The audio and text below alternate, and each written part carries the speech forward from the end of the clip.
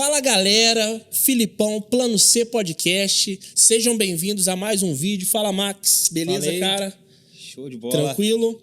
Galera, começando o vídeo já pedindo pra você curtir o vídeo, porque eu sei que vocês esquecem de curtir no final, então já curta esse vídeo logo e também não se esqueça de compartilhar com geral, tá? Eu não sei se esse vídeo vai estar no canal Plano C Podcast ou no canal Plano C Cortes, porque o YouTube tá de zoeira com a nossa cara.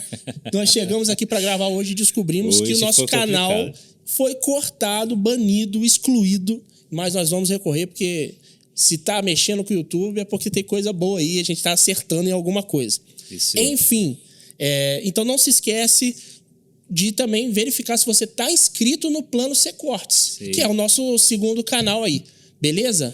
Show de bola. Hoje nós estamos completos, né? Tava um ping-pong. Tem dia que era você que tava gravando, tem dia que era eu que tava gravando, mas hoje estamos completos aqui, os dois, e com um convidado que dispensa apresentação, né? O cara é fora do comum, tenho o prazer de conhecer ele já há alguns anos, deve ter uns 10 anos que eu te conheço. Por aí. Foi meu professor no seminário, tenho o prazer de dizer isso. É escritor, psicólogo, psicanalista, teólogo, pastor presbiteriano. Vou ser papai. Vai ser papai. Nasce esse ano? Setembro. O Henrique nasce em setembro já. Tá, glória aí. Muito bom, muito bom. Sexo da criança já sabe. Henrique, menino? E macho, homem? Glória a Deus, glória a Deus. Cara, ser pai é muito bom e bem-vindo ao time. Agora já era do time dos casados, né? No futebol, que eu não jogo nada. Agora você é do time dos papais também, ó. Então apresenta o convidado, pô. Você esqueceu de falar o nome dele.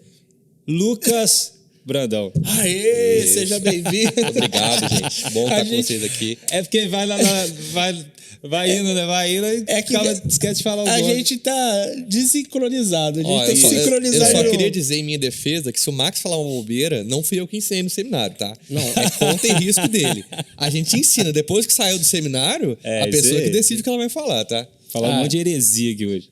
Mas assim, a gente tá com esse privilégio aqui, gente, porque uma coisa que a gente tem conversado muito sobre o nosso podcast é de trazer pessoas, né, que tenham conteúdo mesmo, né? Não que todos nós temos alguma coisa para dizer, mas nem sempre o que a gente tem para dizer vai tocar a vida da pessoa dessa forma que a gente tem pensado. História de vida, né? Você é uma pessoa escreveu um livro que eu ainda não tive o prazer, né, de ler. O Max já falou muito bem do livro.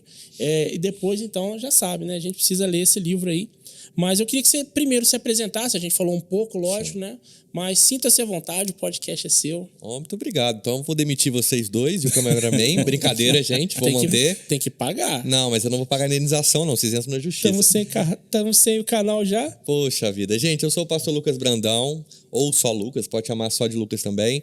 Tenho 29 anos, faço 30, vou 30 agora em agosto, né? Sou de 93, sou casado com a Kathleen há 7 anos.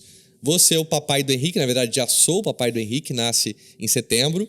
Sou pastor há 4 anos, ordenado. Há 2 anos eu estou plantando uma igreja, que é a nossa igreja aqui no bairro Água Limpa, em Volta Redonda. Escrevi há 2 anos atrás o meu primeiro livro, que é esse que está aparecendo aí, O Inadequado Quando Não Sou Bom o Suficiente. Trabalho hoje, estou em tempo integral no ministério, compartilhando também um pouco do tempo no meu atendimento no consultório, com psicanálise. E dou aula de teologia em alguns seminários, trabalho já com juventude há bastante tempo e a gente tem algumas experiências aí para contar. Beleza. Eu vou começar então, como o Max te conhece muito melhor que eu, com certeza ele vai ter aquelas perguntas mais melindrosas, vamos colocar assim. Tem que ter aquele momento assim, eu nunca falei disso num podcast. Isso é legal, que aí dá um corte bacana. Mas vamos começar o seguinte, pastor presbiteriano, né? Aqui nós, apesar da gente não usar o título pastor aqui, mas todos nós, inclusive o Serginho também né? Mas eu sei que para ser pastor presbiteriano existe um caminho, né? Então, desde que você é reconhecido, recebe esse chamado de Deus, como que foi para você esse chamado pastoral? Eu gostei que na pergunta quase saiu um nós, né? Engasgou um nós aí. A gente está aceitando o currículo, tá? Nós pastores. Se você quiser. Mas, brincadeiras à parte, Eu me converti na Igreja Congregacional de Volta Redonda, igreja do conhecido e já falecido pastor Moura, em 2010, dia 31 de outubro de 2010. Eu brinco que no dia da reforma, Deus fez uma reforma na minha vida. Entrei na igreja achando que ia ser a primeira e última vez, que eu tinha um amigo da igreja que pegava o meu pé para ir, eu não gostava de igreja, fui criado numa família anti-evangélico. Eu falei, eu vou uma vez para nunca mais voltar, para você parar de me convidar. E dessa vez, esse ano fazem 13 anos, né? E nunca saiu. O amigo não está mais na igreja, mas eu estou. E logo em seguida, no ano seguinte, eu recebi meu chamado, né? Uma igreja que tinha muita questão de dom de revelação. Então, aonde eu ia, o Senhor usava vasos, servos aí para falar, olha, vejo você como um pastor, Deus está me mostrando aqui, você pastoreando uma igreja. E com 18 anos eu achei, uau, né? Então, 18 anos, com 20 anos, eu tô lá, pastor ordenado já, com a igreja de 600 membros, aquele salário, aquele carrão na minha porta, livro escrito, DVD gravado. Só que não foi nada disso, né? Eu fiquei aí um tempo legal na Congregacional. Deus me abençoou com uma bolsa pelo Enem, pelo ProUni, para cursar teologia. Cursei teologia na Faculdade da Metodista, na MESP, que tem um polo aqui na cidade, em Volta Redonda.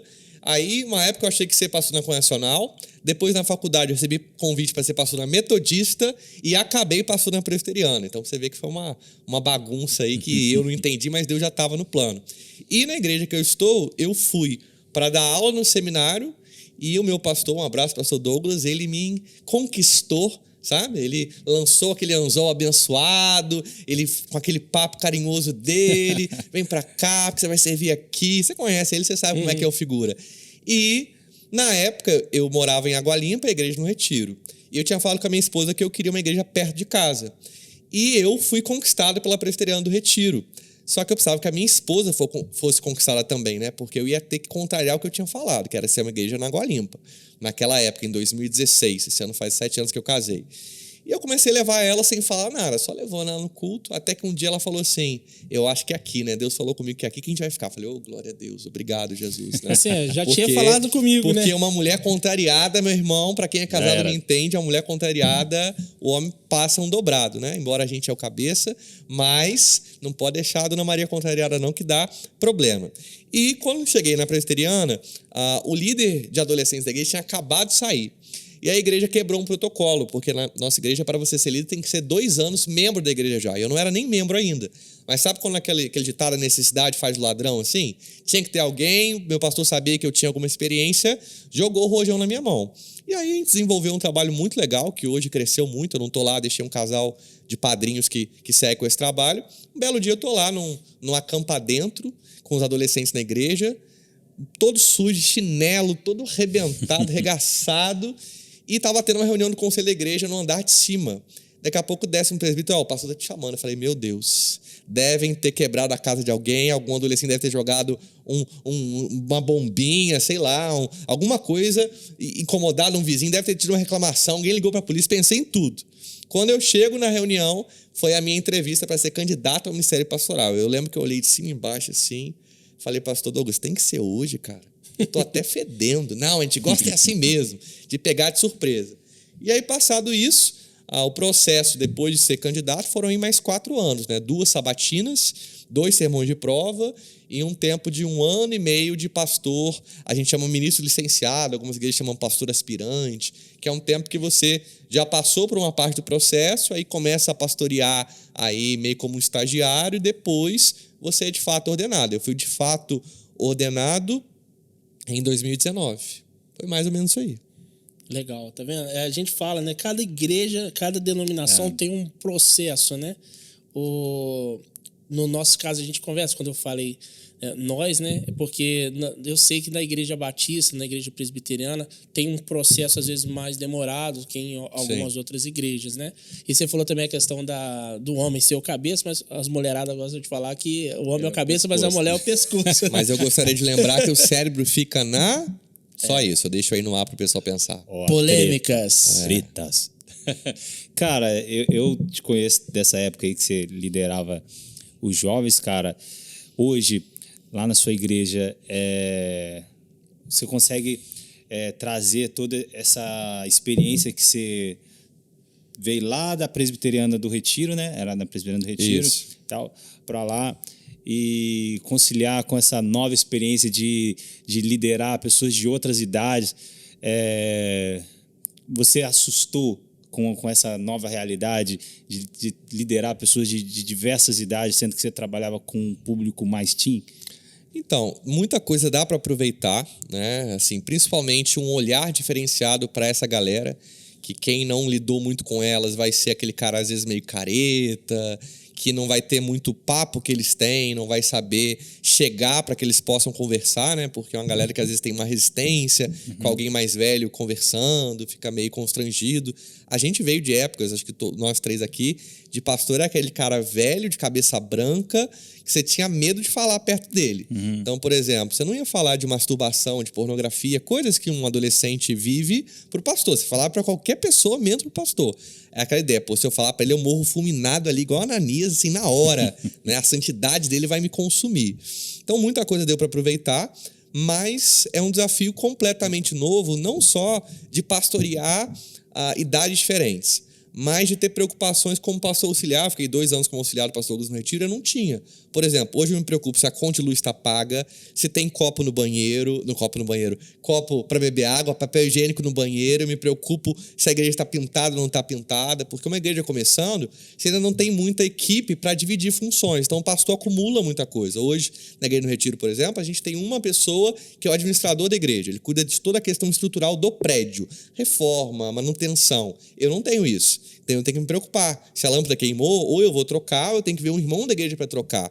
E era uma coisa que eu não tinha essa preocupação, não tinha essa dimensão. Prefeitura, alvará, né, licença para fazer alguma coisa, vizinho reclamando de som, embora a gente seja uma igreja, né, que não é muito barulhenta, relação com o móvel lá alugado, com o dono do imóvel, vai autorizar a fazer, não vai. Então, por exemplo, hoje eu tenho um trabalho de administrador de um local que eu nunca tinha vivido, né? O lado de cuidar de pessoas, embora eu era focado em jovem e adolescente, a demanda da igreja às vezes exigia, tipo, o meu pastor não podia atender uma idosa, eu ia atender.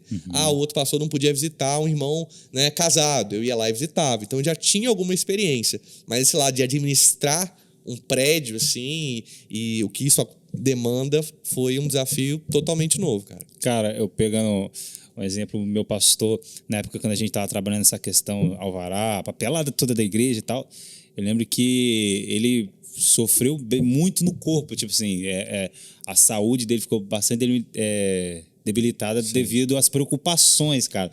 É muito bom ver o pastor no altar lá pregando e tal, tudo, mas fora do altar tem essas preocupações que às vezes afetam no corpo da pessoa. Chegou um ponto, eu lembro que ele precisou ir no hospital com muita dor no peito. Aí o médico falou assim: o que você faz da vida? É estresse, né? Eu sou pastor. Ele, tá explicado.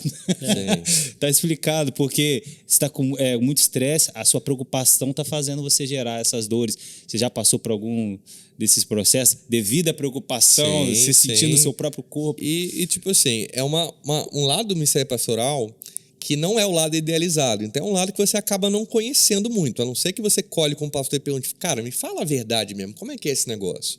É um lado também que quando você auxilia um pastor, você tem uma ideia, mas uma coisa é você ter uma ideia, outra coisa é você ser o responsável. Muda completamente o jogo. Né? Por exemplo, eu tenho que me preocupar se o meu extintor de incêndio está na validade ou não, porque se bate uma fiscalização lá e vencer o extintor, a igreja é interditada, eu sou multado, o pastor, em muitas denominações, ele responde penal e civilmente pelos erros da igreja. Então eu posso ser processado, eu posso ser preso por uma omissão em relação à igreja que eu pastoreio. E isso gera, juntando com as outras demandas, todo tipo de coisa, cara. Até mesmo desse lado mais físico. Eu, por exemplo, no começo do ano passado, eu comecei a tratar depressão e ansiedade. Já fazia terapia há mais tempo e tem quase 1 ano e meio aí que eu faço uso de medicação. Né? Graças a Deus, eu acho que por ser da área e conhecer os sinais, para mim foi um pouco mais fácil. Em que sentido? Eu não cheguei no fundo do poço. Aquele estágio de depressão que você não consegue nem sair de casa. Eu cheguei quase. Eu vi o último degrauzinho ali e falei: opa, Deus me deu a graça. Falei: opa, eu tenho que procurar ajuda. E mesmo sendo da área, eu tive muito preconceito, por exemplo, de ir no psiquiatra. Aquela coisa do caso do ferreiro espeta de pau. Eu indico para meus pacientes, vão no psiquiatra, vai no neuro, tem coisa que é médico, que você tem que resolver, tomando às vezes um remédio vai te ajudar. Mas eu resisti até o último minuto. E aí fui e... A mesma coisa do seu pastor, cara. Cheguei a ter crise de ansiedade, não tive crise de pânico, tive crise de ansiedade. Aí você tem coração palpitando, você tem dor no peito, você tem falta de ar, você tem aquela ideia tipo, de fuga das coisas, você começa a desmarcar compromisso, você começa a evitar pessoas. Tudo isso é sintoma de questões emocionais que, se a carga do ministério você não compartilha, você não busca se tratar, você está fadado a uma hora parar, e você pode parar infartando, você pode parar com uma depressão grave. Então é até um alerta aí pra galera que é frente de igreja, que é liderança, tem que se cuidar, tem que desabafar, tem que buscar ajuda, porque se você não buscar, uma hora você vai dar PT. Tem uma coisa que você falou, que é até bom a gente chamar a atenção, porque a gente aqui, né, nós falamos com o público geral, não só com cristãos, né? Sim. E há um tempo atrás houve uma ideia de que depressão era coisa do demônio, e que a pessoa que tivesse em depressão ela estava endemoniada, e que é só Bíblia, e que só Bíblia, e que só na igreja. E assim, é lógico que, falando como um pastor, nós sabemos a importância da Bíblia, a importância da oração, a importância de se frequentar uma igreja, mas você que está, vamos colocar nos dois âmbitos, tanto na parte psicológica quanto na parte, né, cristã, da fé, você tocar nesse assunto, um pastor com um princípio ou com depressão, né, e ainda assim ter esse conhecimento da psique humana. Quando tem uma pessoa que não é nem cristão, Sim. e aí, eu volto a dizer, não é a questão de preconceito, tá, gente? Eu só estou falando, uma pessoa que não é cristã, uma pessoa que não tem conhecimento de como funciona a psique humana, e passando por tudo isso. Sim. Como funciona isso? Onde ela vai buscar uma ajuda, como você mesmo disse, do preconceito que existe, e é fato, como buscar, ou como ele pode se entender, olha, eu preciso de ajuda. Então, pensando na igreja, eu acho que parte da solução para esse preconceito é a gente, pastor, ter assim a ousadia em Deus de falar mais das lutas que a gente passa. Que não são lutas tão diferentes, embora tenham motivos diferentes às vezes, né, demandas específicas das nossas ovelhas. Por exemplo, eu estou falando aqui a primeira vez no podcast sobre a minha depressão, mas já falei disso na igreja. A gente costuma fazer um culto na igreja todo ano, no final do ano, chamado O que Deus fez por você esse ano. É um culto que a gente dá testemunho. Então a gente fala, às vezes, de alguém que ficou doente, foi curado, a pessoa vai lá na frente, conta o testemunho. E eu pensei, gente, eu quero falar de alguma coisa de mim. O que eu vou falar? O que foi que eu estou vencendo, o que eu venci esse ano? E eu resolvi falar para a minha igreja local que, em janeiro do ano passado, eu fui diagnosticado com depressão e ansiedade, e que, com a ajuda de Deus e do tratamento, eu estava bem. Porque no final do ano, graças a Deus, eu já estava bem mesmo, poder falar disso. E o resultado foi muito positivo. Porque uma pessoa ou outra pode ainda fazer esse questionamento, mas deve estar orando pouco, mas será que tem algum pecado? Mas a maior parte das pessoas, elas se abrem com isso, porque elas veem que elas estão com um pastor que é humano, e que ela pode falar que não vai questionar o que ela sofre só dizendo que é pecado. Então, muitas ovelhas me procuraram depois disso. Poxa, pastor, o senhor falou, eu acho que realmente eu também preciso de uma ajuda. Como é que eu faço? Tem algum médico que o senhor pode me indicar? O senhor acha que seria bom levar meu filho, um especialista?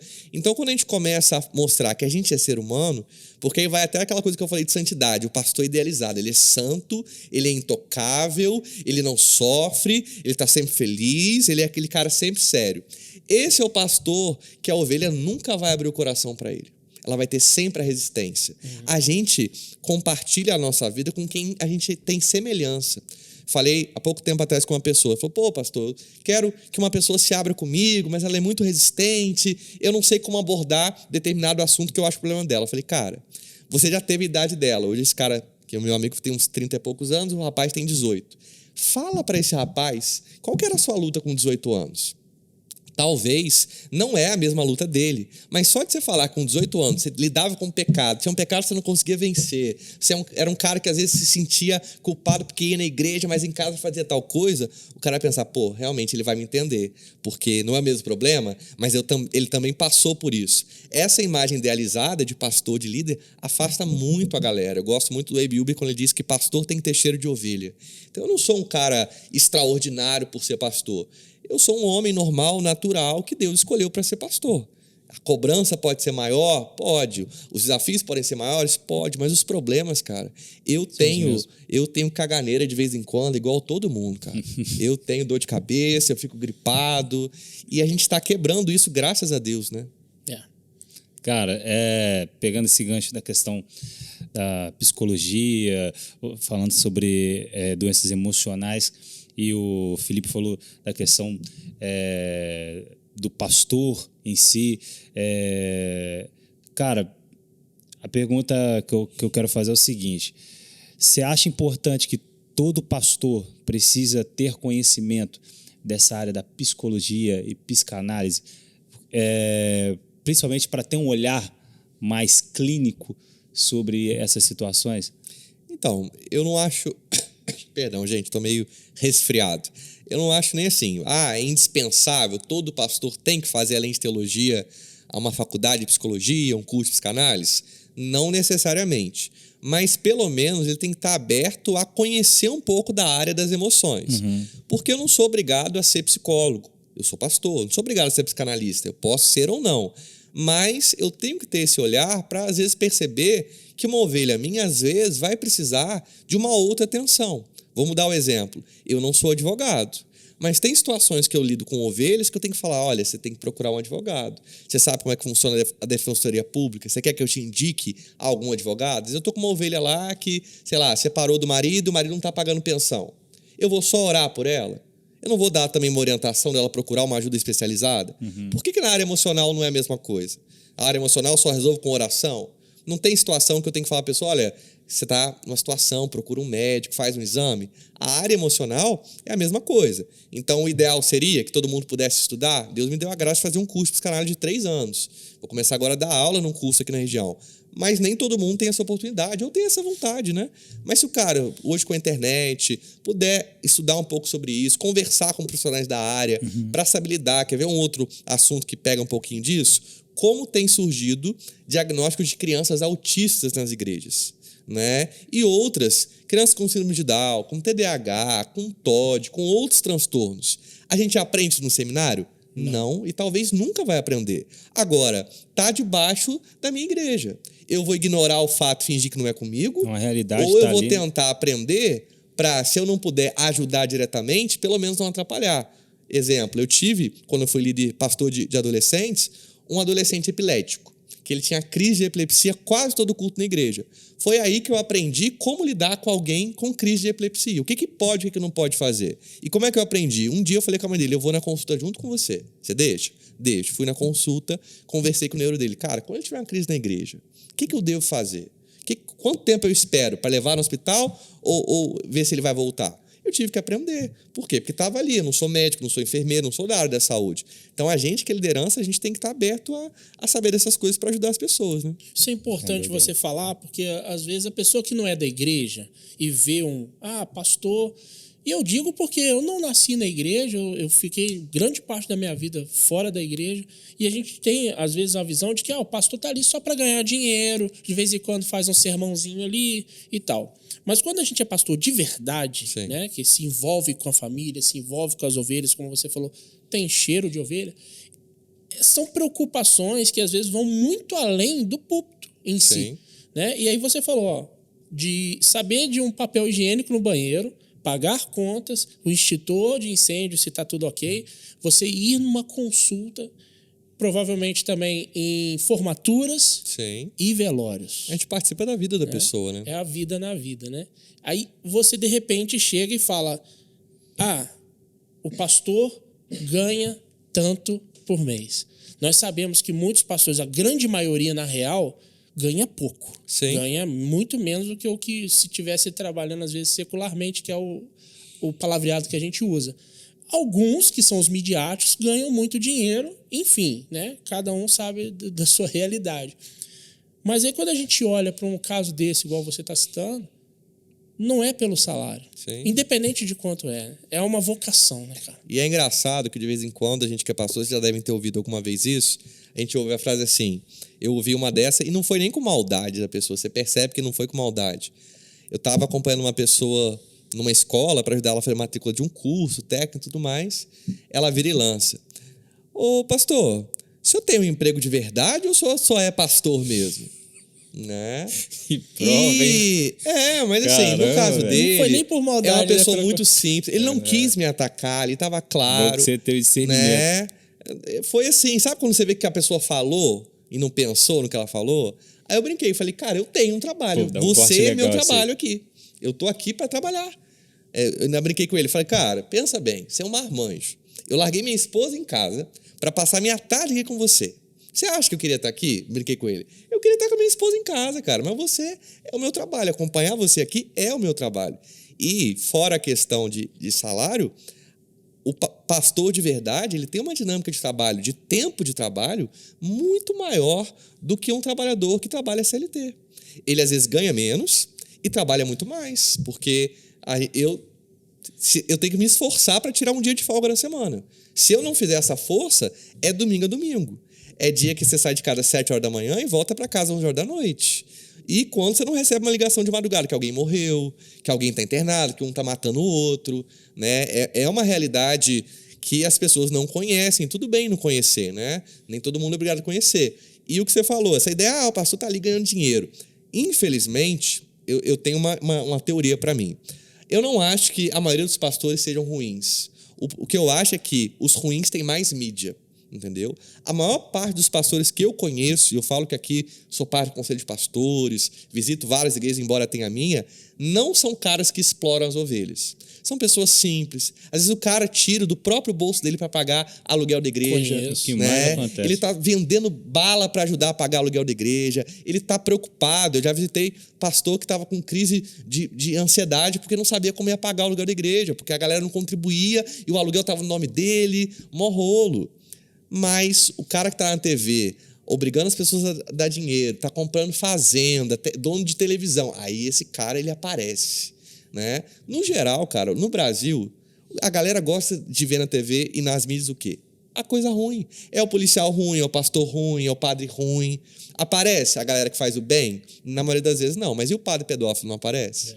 E o pastor que explora não aparece? E o policial que bate nos outros não aparece? Agora, e a galera que faz o bem, tem o mesmo espaço? Eu não. Que dá audiência não dá é a mídia, né? tragédia. Né? Infelizmente, quanto mais... É só você ver na rua, né? Acidente, briga, ninguém quer ajudar, mas tá todo mundo ali com um celularzinho para filmar e para tirar foto. O ser humano, no estado de pecado, aí entra na teologia, ele gosta de ver, ele sente prazer nesse tipo de coisa, né? Cara, eu quero entrar agora no assunto do livro, cara, com você. Eu tive o prazer de ler esse livro, eu cheguei a comentar com você, né? Cara, eu li seu livro de 10 horas da noite às 7 da manhã todo. Já tem um spoiler de quanto tempo demora para ler o livro, 10 horas galera. da noite Esposa até do Max, 7 me perdoe, tá? horas da Por manhã. isso. Não, eu tava de 0 hora. Terminei de ler então o livro. empresa do Max, me perdoe por isso. Foi quando... O Benjamin vai ficar bolado agora. Foi quando eu mandei mensagem pra você. E, cara, desde a primeira página, cara, do livro até a última página, cara, assim, foi Deus falando comigo do início ao fim. Uma das coisas que eu mais gostei no livro, cara, são os testemunhos que já começam nas primeiras páginas do livro. Aí você já fica assim, pô, se os testemunhos já são bons, cara, que dirá o livro todo, né? E comecei a ler, cara, e eu deixei claro para você, principalmente a parte principal ali, que foi falando sobre aquilo que você passou na infância, que ocasionalmente eu também passei, né, cara? Eu não entrei em detalhes aqui no plano C. A gente teve, eu tava falando com o Felipe no off, a gente teve a gravação falando sobre minha vida e não comentei sobre isso, né? Passou batido. Mas eu também passei pelo mesmo problema. Ah, que problema que ele está falando? É sobre abuso sexual na infância. O meu foi com 5 anos de idade, né? Por alguém da família, né? Um primo. E, tipo assim, coisa que na época também não entrou isso na minha mente. Fui entender isso só anos depois. Como você falou no livro, muitos problemas emocionais vieram arrecadando por causa desse acontecimento e tal. E cada coisa que você foi falando ali, cara, foi falando comigo também. Eu falei, poxa, parece que é a minha vida contada ali. E, cara, livro top demais. Eu queria que você falasse um pouco sobre o seu livro. Para quem não viu, com licença, fazer aquele marketing aqui bacana. Inadequado, quando não sou bom o suficiente. O título, principalmente, meu Deus, é para mim de verdade. E, cara, fala um pouquinho desse livro aí. Então, eu brinco muito que esse livro foi um livro que eu não queria ter escrito. E eu explico por quê, né? Quando eu pensei em escrever, eu falei assim, eu não quero falar de mim. Porque é muito mais fácil você falar das histórias bíblicas, de teologia, de outras coisas, do que falar de você. Porque se expor é sempre um risco. No livro eu falo sobre isso, né? Qual é o risco? Você corre o risco de ser confrontado, você corre o risco das pessoas não acreditarem, você corre o risco das pessoas questionarem a sua motivação. Tipo, o cara tá falando disso, ele quer mídia, ele quer atenção, ele quer usar de uma situação. Então, assim, quando eu comecei a escrever, eu falei, bom, eu vou falar. O título veio primeiro, numa sessão de terapia, estava fazendo terapia com o meu terapeuta, conversando, ele falou assim, pô, isso você tá sentindo? Não parece com inadequação? Seria esse sentimento que você tem de se sentir inadequado, como se fosse tipo um brinquedo quebrado ali que não tem mais a possibilidade de funcionar? Eu falei, cara, é isso que eu sinto às vezes. E aí veio o nome, eu falei, pô, inadequado. Quando não sou bom o suficiente, veio o nome. E aí o que eu pensei de início? Pô, eu vou escrever sobre os personagens bíblicos que passaram por isso. Eles têm uns 12 personagens. No livro eu falo, acho que de 4 ou 5 só. Mas quando eu comecei a escrever e a orar, Deus falava, fala de você, conta a sua história, fala de você, divide a sua história. E eu não queria falar, principalmente sobre o abuso sexual, porque embora fosse algo que eu já tinha dividido em gabinete pastoral, em situações específicas, quando eu via necessidade, era algo que eu ainda não tinha tornado público e eu tinha uma certa vergonha, porque o abuso faz isso com quem é abusado. Embora a gente não tenha culpa nenhuma, a gente se sente culpado e a gente sente vergonha de ter passado por isso. É um negócio doentio que gera uma sequela assim, no emocional muito forte.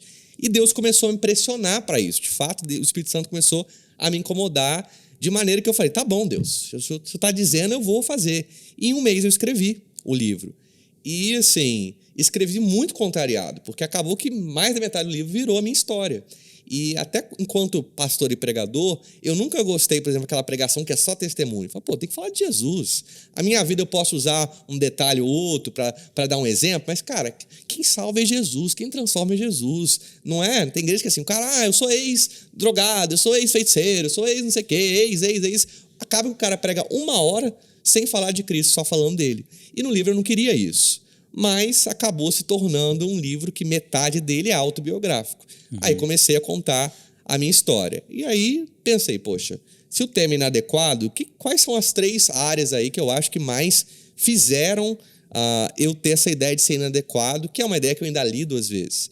E aí pensei nos, talvez, 3 maiores traumas ou dramas da minha vida, que foi o abuso sexual na infância. Eu sofri um abuso sexual com 8 anos de idade, onde a minha família, mesmo tendo um bom grau de instrução e até um bom acesso às coisas, tendo uma boa condição financeira, foi totalmente omissa. E eu falo família, os meus cuidadores diretos, que no caso era meu pai e a minha avó, porque eu gravei um vídeo sobre abuso e minha tia falando, poxa, eu nem sabia e tudo. Eu falei, tá, mas eu falei família sim. Aquele que você postou no TikTok? Isso, teve um vídeo que viralizou, chegou lá a 100 e poucos mil. Aí o TikTok também censurou o meu vídeo, entendeu? Porque fazer dancinha pelado pode, agora falar de abuso sexual é um conteúdo muito pesado, entendeu? Aí quando tava dando 150 mil, bateu 150 mil, eles censuraram. O vídeo tá lá, mas agora aparece com uma tarja de conteúdo sensível, né? Dançar pelado não é sensível não, mas falar de abuso sexual é muito sensível. E aí, quando eu postei esse vídeo, por exemplo, minha tia falou, poxa, mas você falou família, vieram perguntar pra mim. Eu falei, não, família, nesse caso, eram as duas pessoas que eram os meus responsáveis, né? Porque quando eu sofri o abuso, nem eu sabia que eu tinha sido abusado. Mas a minha família, já adultos, sabiam que aquilo que aconteceu comigo era um abuso sexual. Eu fui entender que sofri um abuso lá com 13, 14 anos, quando você chega naquela fase da escola, que a aula de biologia começa a falar de corpo humano, órgão sexual, pênis, vagina, relação sexual, preservativo. Falei, pô, peraí. Né? Então, aquilo que aconteceu não foi só uma coisa estranha. Aquilo configura um ato sexual. Né? No meu caso, o rapaz lá me obrigou a fazer sexo oral nele. Hoje eu já falo disso assim, mais tranquilo. Mas no livro eu não dou nem esse detalhe todo, eu acho. Mas eu já falo sobre como foi a experiência e o que agravou, que foi, por exemplo, a omissão da minha família. Os meus cuidadores lá, eles estavam mais preocupados em manter o nome da família, estavam mais preocupados ali em abafar do que em tratar. Né? Tratar denunciando e tratar me tratando. Eu fui buscar terapia com 21 anos de idade, adulto, por minha conta. Né? E embora minha família já tinha um nível assim, de ter faculdade, ser uma galera mais esclarecida, né? Sabia o que era psicólogo, sabia que terapia era uma boa. Aí falo do abuso e falo das outras coisas, que foi o abandono paterno. Né? O meu pai, ele teve a mim e o meu irmão e ele tomou a decisão de não nos criar. Né? E ainda de dizer que a gente foi a pior coisa que aconteceu na vida dele. E, segundo ele, minha mãe disse que não, né? Ele foi enganado pela minha mãe. Minha mãe fingia que tomava remédio e engravidou para segurar ele. E eu fui o problema dose 2, né? Porque eu sou o filho mais novo dele, então ela enganou com o meu irmão, ele já tinha raiva do meu irmão. Quando veio o segundo, foi enganado a segunda vez, segundo ele, aí que veio o ódio completo. E aí ele nos abandonou, deixou a gente ser criado pela mãe dele, que é minha avó paterna, ou seja, ele não nos criou e tirou a gente da nossa mãe. Então, o abandono paterno foi abandono paterno e não poder ter uma mãe. Eu fui voltar a ter contato com a minha mãe depois de adulto, com 18 anos, quando eu tive condição de pagar uma passagem lá para a cidade onde eu nasci, que é onde ela mora, em Taubaté. Minha mãe também muito humilde, muito carente, teve outros filhos, também não tinha, e meu pai também não deixava. Ela ia até onde a gente morava e ter contato. Né? Era uma época que a justiça, por exemplo, nesses casos, ela pensava muito em quem tinha mais grana. Então ia ficar com o pai ou com a mãe que tinha mais grana. Como meu pai tinha mais grana, ficou com ele. E falo também, da parte que eu falo sobre mim, do bullying, né? Eu sofri muito bullying pesado, bullying de agressão física, de humilhação, sofri bullying por ter sido abusado sexualmente, né? Parte do bullying era sobre o abuso sexual, sofri bullying de professor na escola, né? E a pessoa fala, bullying é frescura. Eu falei, cara, tem que separar o que é brincadeira e o que é bullying. Né? Existe uma diferença grande nisso. E depois no livro eu falo também sobre 4 personagens, Moisés, Ana, Raabe e Paulo, e que também viveram isso, né? Em esferas diferentes, essa ideia, né? de se sentir inadequado. E graças a Deus, assim, o livro tem sido uma bênção. Como você falou, tem tido muito feedback legal do livro, né? Tô até para lançar uma segunda edição, porque a primeira edição do físico esgotou. Hoje ele está só no e-book. Pode falar o nome do lugar? Pode, né? Pode. Na Amazon, então você pode adquirir ele no Kindle lá, tá? O brinco é mais barato que um hot dog, R$ 9,90. Você pode adquirir lá a versão digital. Mas muita gente, pastor, eu gosto do físico, eu quero comprar o físico. Falei, cara, calma que tem que mandar imprimir. Não é fácil publicar um livro também no Brasil, você não tem apoio, você não tem incentivo. Se você não for um pastor conhecido, por exemplo, nenhuma editora banca o seu projeto, você tem que bancar sozinho. Então, assim, tá para sair uma outra edição. E muita gente fala, poxa, eu dei para um amigo que tinha problema com o pai e hoje ele tá resolvendo. Pô, eu dei para um primo que eu fiquei sabendo que foi abusado e ajudou ele. Então, assim, graças a Deus tem sido um instrumento aí. Eu entendi por que Deus me obrigou, digamos assim. O Felipe não gosta de obrigar porque ele é meio arminiano, mas por que Deus... Tá provocando, não, por que Deus me obrigou Provocou. a publicar o livro? Mas aqui, você falou, eu já tive que cuidar de uma jovem lá na igreja que passou por uma situação também de abuso, né? Foi também com um primo, só que no caso dela a família soube e decidiram também abafar o caso, né? Sim. E ela cresceu com diversos traumas. E a gente vê isso em várias esferas de pessoas que sofreram um abuso, a família sabia, pediu para ficar em silêncio, resolveram abafar o caso, e de repente vem você e explana, abre a boca, né? No caso, escreve um livro Então, assim, eu imagino como deve ter sido, de certa forma, por mais que, como você falou, foi obrigado por Deus para fazer isso. Mas não significa que quando a gente é obrigado por Deus que as coisas são fáceis. De repente você se expôs, como você falou. Existem ainda pessoas que têm o cérebro menor do que uma azeitona para dizer, tá querendo, né, mídia. Gente, que sofreu um abuso, no seu caso, né, essa questão do afastamento do pai, não poder crescer com a mãe, se quer mídia, cara, assim, uma pessoa que pensa isso é um cérebro muito pequeno, um ser humano, talvez nem tão ser humano assim. Mas no seu caso, o que você viveu ajuda outras pessoas hoje a saberem lidar melhor, né? E talvez tenha sido por isso que você talvez seguiu a área também da psicanálise. Sim, uma coisa que eu entendi até na terapia, porque eu sou paciente de terapia há muito tempo, eu sempre falava com o meu terapeuta o seguinte, falava, cara, eu me considero um sobrevivente. O que é um sobrevivente? Alguém que viveu uma coisa muito ruim e aquela coisa ruim não matou ele continua vivo. Só que um dia ele falou, cara, mas sobrevivente, pra que você vai ser sobrevivente a vida toda assim? Você vai carregar esse fardo apenas? E ele falou, cara, você pode ser mais que um sobrevivente, né? O sobrevivente, ele sobreviveu, acabou, beleza, a história é bonita. E eu entendi na terapia e com Deus que, além de ser um sobrevivente, eu poderia ser um agente de transformação. Eu poderia pegar aquilo de ruim que aconteceu comigo e usar para ajudar outras pessoas. Eu entendi que Deus queria usar a minha história não só como uma história para dizer, eu vivi um abuso e tal, e eu tô aqui, tô casado, tô na igreja, e beleza. Não. Deus queria usar isso para que outras pessoas fossem curadas também. Acontece muito, hoje eu dou aula em seminário falando sobre abuso sexual, dou palestra em igreja, teve aí o Maio Laranja, fui em alguns lugares ministrar, e eu ouço muito no final de eventos assim, pastor, eu bem acho que eu fui abusado. Olha como que o abuso é uma coisa tão difícil que a pessoa tem dúvida. Eu falo para quem está assistindo, se você acha, você foi. Não tem esse meio termo, entendeu? Porque existia uma compreensão antiga que era o seguinte, abuso sexual seria só um ato sexual direto. Por exemplo, uma penetração, um sexo oral, um sexo anal. Isso seria abuso sexual. Mas o que a lei estabelece no Brasil?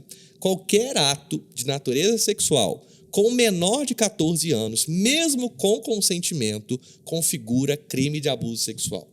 Então, eu acho que eu fui abusado, eu não tenho certeza. A menina, por exemplo, porque meu tio só passou a mão na minha vagina quando eu tomava banho. Você foi abusada sexualmente.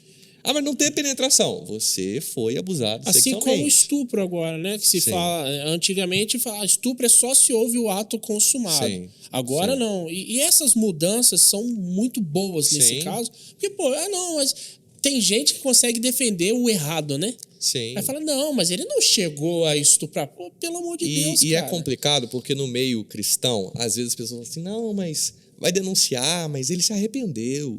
Hoje ele está na igreja, ele tem uma família. Gente, o arrependimento não isenta a gente das consequências, cara. Justo. Se eu era um traficante, me arrependi, entreguei a vida para Jesus, isso apaga minha dívida com a justiça?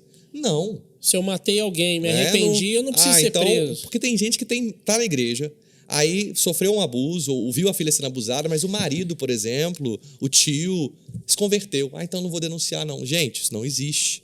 Né? Até a gente teve uma mudança que é um pouco recente no Brasil, 2015, se não estou enganado, foi uma lei que ficou conhecida como a Lei Joana Maranhão. Joana Maranhão foi uma nadadora no Brasil que ela também se expôs e ela denunciou os abusos que ela sofreu de treinador dela, né? Uma nadadora famosa no Brasil, agora já está aposentada. E como era a lei no Brasil? A lei no Brasil era que se alguém foi abusado criança, depois de 18 anos, não valia mais a denúncia. Então, por exemplo, ela foi abusada com 5 anos. Se ela não denunciasse até os 18 anos, não valeria mais. Só que o caso dela foi uma denúncia tardia, como acontece muito porque geralmente a criança não entende que foi abusada, ela vai entender na adolescência e chegar ao nível de ter a coragem de enfrentar o abusador, às vezes vai levar mais anos, principalmente se for alguém próximo, alguém da família, alguém famoso, como o caso dela. Ela comprou uma briga grande, o cara era treinador da seleção de natação, o cara cabeça da natação. Com a denúncia dela, e ela é uma pessoa famosa, a lei mudou. Hoje, o que a lei estabelece? Não é para casos anteriores à lei. Então, por exemplo, no meu caso, eu já não tenho mais como denunciar, talvez o caso do Max também não. Mas depois de 2015, a lei mudou. Então, a pessoa que foi abusada, ela tem até 20 anos depois dela ter completado 18 anos para denunciar o abuso na infância. Então, por exemplo, alguém que está ouvindo aí que foi abusado com 10 anos. Se ela denunciar até ela completar 38 anos, a denúncia ainda é válida. O que eu acho até que tinha que melhorar mais, tinha que ser imprescritível. Exatamente. Né? Mas já ajudou. Porque antes, os abusadores se valiam muito disso. Né? Tipo assim, eu abusei, mas eu coagi a vítima a não denunciar. Quando ela fizer 18 anos, tipo, não vai poder mais denunciar. Não vai valer mais a denúncia. Né? Mas a lei tem melhorado aí, entendeu?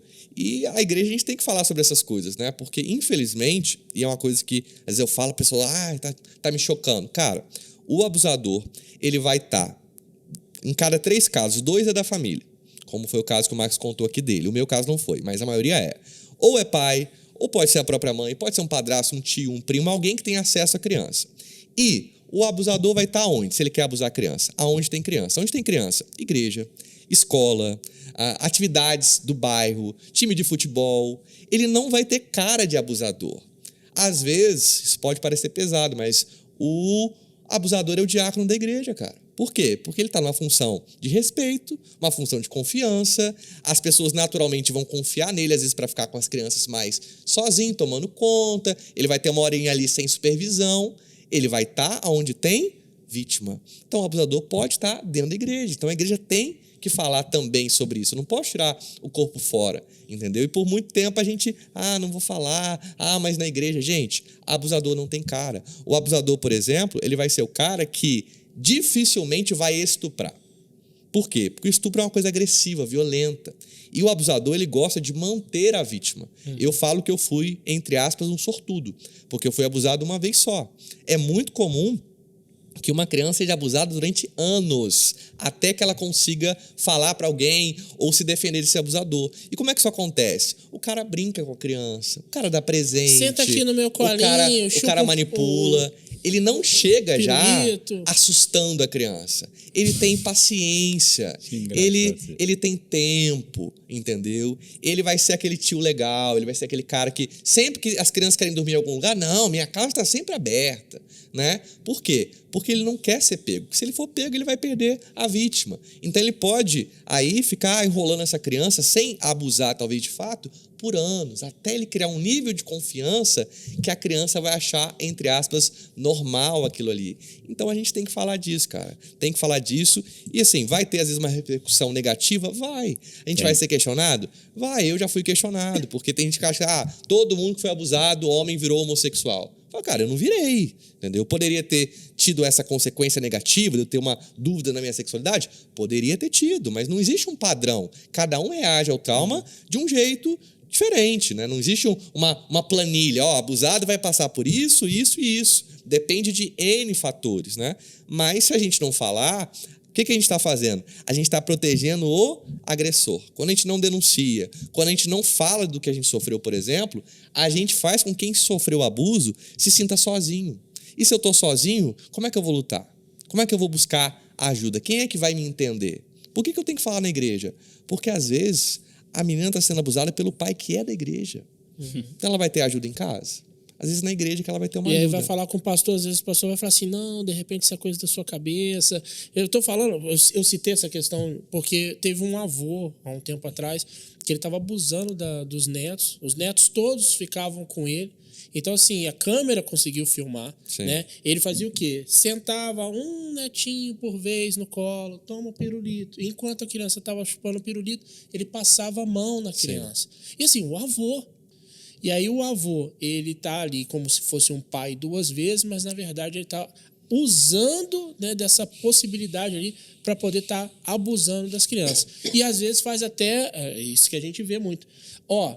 Se você contar, eu vou dizer que você procurou, vou matar você, seus vou matar pais, sua mãe. vou matar sua mãe. E aí a criança fica com medo, não entende nada. Um pré-adolescente fica com medo de que isso de fato aconteça, porque já está envolvido ali com medo de toda aquela situação e acaba guardando. Sabe o que acontece muito também? Às vezes, a mãe não denuncia o pai ou o padrasto abusador porque é o cara que mantém a casa financeiramente. Eu já lidei com um caso em que a mãe não quis denunciar o marido dela, que era o padrasto da menina, mesmo a menina falando que foi abusada, por essa questão financeira. Ele vai sair de casa e vai viver como? Mas nesse caso, aí, o que eu não vou nem dizer da lei, porque eu acredito que a lei fica muito clara nisso. Mas quando a mãe protege o agressor, o abusador, e depois é descoberto, a mãe tem que responder também. Sim, sim. Porque aí o que acontece? Tá com medo porque não sabe o que vai acontecer. É lógico que ressalvas, né? Mas é como se ela estivesse prostituindo a filha. Não, ela é cúmplice, não tem outra palavra, ela é cúmplice. Então, se você está vivendo isso aí, às vezes você vai pensar, mas Deus vai cuidar, Deus vai curar, Deus vai libertar. Amém. E pode fazer isso dentro da cadeia. Não deixa de denunciar, porque eu acredito que quanto mais tempo passar, mais difícil fica depois. Ele vai fazer outras vítimas, né? Se ele estiver solto, ele vai fazer outras vítimas. E pegando um gancho, como que tudo isso que você passou, vivenciou, tem ajudado o seu ministério lá no Água Limpa? Eu acho que as nossas dores, né, cara, elas ajudam a gente a ser mais sensível às dores do outro e a ser mais humano. Porque a gente, quando não passou por muita coisa, a gente fala assim, mas é fácil, mas é frescura, mas é pessoa que não quer ajuda. Mas quando a gente viveu algo que a gente teve muita dificuldade de procurar ajuda, por exemplo, ou de se abrir, a gente é mais sensível com as pessoas, né? E hoje no ministério, cara, a gente... mesmo que a gente não for, a gente é meio psicólogo, a gente é meio advogado, a gente é meio assistente social, a gente é meio professor, né? Então, as experiências que a gente tem, elas somam pra gente poder ajudar mesmo as pessoas, cara. Top.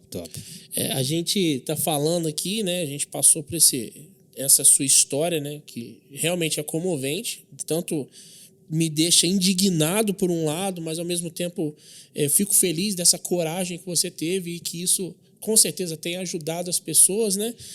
E aí você vem falando do ministério, coisas boas também que Deus tem feito na sua vida e através da sua vida, né? E a gente aqui tem o quadro mais alegre do programa, Sim. que é o quadro do presente inútil. A gente queria continuar conversando, o programa às vezes parece que falta minuto no programa, mas é assim que é bom, que você fica com gostinho de quero mais. Antes da gente passar para o presente inútil, você que gostou desse papo, né? Deixa o seu like aqui no vídeo, já se inscreve no canal, nos canais, melhor dizendo. Sim. E a gente vai deixar também aqui o @ do Lucas, né? Ou do pastor Lucas, para você que quiser marcar depois, né, um bate-papo com ele, conhecer um pouco mais, conhecer a igreja também, né? Por que não? Então a gente vai deixar aí embaixo o @ dele, mas vamos passar. Né, para o momento do presente inútil. Eu vou apresentar, eu só te entrego. Como é que eu faço? Tô livre? Fica a introdução aí. Então, o porquê dele. Olha só. Eu trouxe uma sacola, não é dessa loja, depois você tampa na edição aí, que a gente não vai fazer propaganda de graça, a não ser que ela queira patrocinar. E fica o convite, né? Pra ter um patrocínio pro podcast. Na verdade, o presente inútil são alguns presentes inúteis. Opa. Uns muito inúteis e outros menos inúteis. Aí eu vou entregar... fazer o ranking dos inúteis. Primeiro esse aqui. Olha só. Segundo, calculadora. Esse aqui, eu vou explicar por quê. Científica. Kenko. Esses presentes inúteis têm a ver com o momento que eu fui bancário na minha vida e eu achei que ou eu era de exatas ou era de humanas, mas eu descobri que eu sou de divinas. Entendeu? Então... O Mickey. não faz mais muito parte da minha realidade. E funciona, mano. Funciona, tá com pilha. E aqui, mano. não é barato esse negócio aí, não. Eu tirei o preço aí, porque presente a gente não põe preço, né? E o outro presente, cara, todo mundo que lidera o Juventude passa por isso aqui, ó. Igreja gosta de fazer camisa. É mesmo. E sempre tem aquela galera que não paga a camisa, ou paga e nunca mais pega. E na minha casa tinha tanta camisa de evento sobrando que as mais feias eu já tinha jogado fora. Mas essa aqui foi uma que eu gostei. E eu falei, cara, vou guardar, né? Uma hora eu dou pra alguém, uma hora eu uso. Essa aqui é bonita, tem uma frase bonita. É útil, hein? Pro Felipe eu acho que não vai servir, infelizmente, porque eu não sou mais tão jovem. Ele tá um pouco, assim, esférico no seu formato corporal, mas de repente pro Max serve. Até sermos um. Isso aqui foi uma festividade que a gente fez, um congresso que a gente fez dos jovens. E aí eu achei essa camisa lá que o dono, eu nem sei mais quem é, mas pagou, nunca mais apareceu pra pegar. Tava guardado lá em casa. Agora não pega mais. Perdeu. Eu acho que dá no Max mesmo, cara. Eu acho é M, não, aquele estilo long line. Vê aí. Meu número.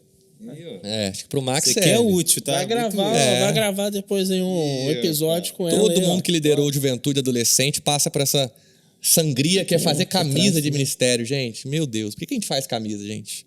Negócio. Hoje em dia não é umas camisas mais bonitinhas, que dá pra você usar depois. Igual essa dá pra usar na rua. Mas antigamente era umas camisas tão feias que só servia pra depois virar pano de chão em casa. Ou pra dormir, pijama. Você gastava dinheiro à toa. O Mouse, você falou que é também junto Da com... época do... Da época eu era bancário, que eu comecei faculdade de administração, gente. Que loucura que eu fiz, só gastei dinheiro, né? Mas estudei um período e falei, meu Deus, né, isso não é pra mim, não. E aí eu fui bancário 2 anos da minha vida, usei um pouquinho esses instrumentos aí. querendo ou não, a administração, de certa forma, pode te ajudar um pouquinho aí também, né? Na igreja Sim. e tudo mais, mas que bom que você seguiu, né, a área aí que Deus colocou pra você. E, gente, é isso. Eu espero que você tenha gostado muito do papo. Papo muito bom. Né? Eu, particularmente, gostei demais. Vou aguardar a segunda edição do livro. Pode comprar porque eu e-book não gosto de e-book. R$9,90. Seja mais moderno. Não. Eu Eu tá sou aqui da num podcast antiga. e não lê e-book. Pelo amor de não Deus. leio, Eu cara. leio Não e-book. leio. Eu forço a vista, senão daqui a pouco... Só não tá pode ler e-book usando pirata, porque óculos. pirataria é crime. Audiobook, Mas e-book pago... Mas então você que ainda gosta de ler ou que quer ler, você pode estar adquirindo pelo e-book, né? E aí você pode conversar diretamente também com o Lucas, pegar aí o link, vamos ver se a gente consegue deixar o link aí para vocês também, beleza? No mais, deixa o seu joia, compartilha com a galera e nos vemos no próximo episódio, se o YouTube não barrerar esse canal também. Valeu, galera. Valeu, gente. Valeu.